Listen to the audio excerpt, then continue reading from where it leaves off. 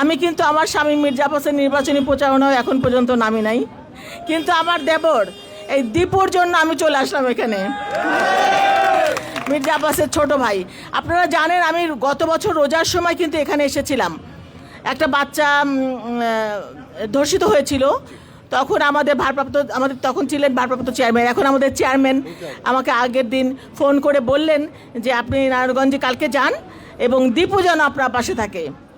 তো দীপুকে তিনি এতটাই বিশ্বাস করেন, স্নেহ করেন এবং দীপুতে মানে তার উপর আস্থা রাখেন। দীপু আমার পাশে তখন ছিল এবং এই এলাকার বিএনপির ভাইয়েরা, যুবদল, ছাত্রদল, সবাই মহিলা দল ছিল।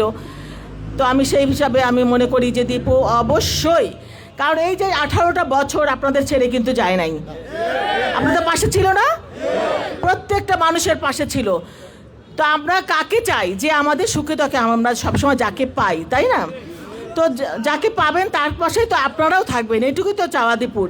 দীপু আপনাদের কাছে টাকা পয়সাও চায় না, কোনো কিছু চায় না, শুধু চায় দীপুর ভালো মন্দ সমস্ত দেখার জন্য তার পাশে আপনারা থাকেন, কারণ আপনারাই শক্তিশালী অস্ত্র দীপুর জন্য।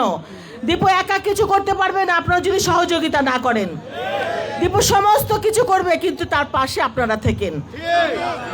এই 18টা বছর আপনারা যুদ্ধ করেছেন, আমরা মা বোনেরা ভাইরা যুদ্ধ করেছি, কারণ আমরা কেউ ঘরে থাকতে পারি না। এই যে আমাদের ভাইরা, লক্ষ লক্ষ কোটি কোটি ভাইরা যারা ঘরে থাকতে পারে না, গুমের শিকার হয়েছে, খুনের শিকার হয়েছে, হামলা মামলার শিকার হয়েছে।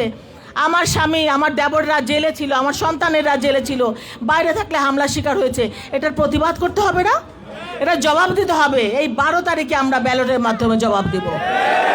12 তারিখে আমাদের জবাব হবে আমরা কাকে, আমরা কি অত্যাচার সহ্য করেছি।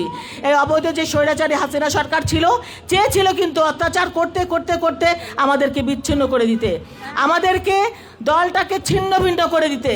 কিন্তু জাতীয়তাবাদী দল এমন একটি সংগঠন, তারা তো জানে না যে এদেরকে কখনোই আলাদা করা যাবে না। তো আমাদেরকে কেউ আলাদা করতে পারে নাই।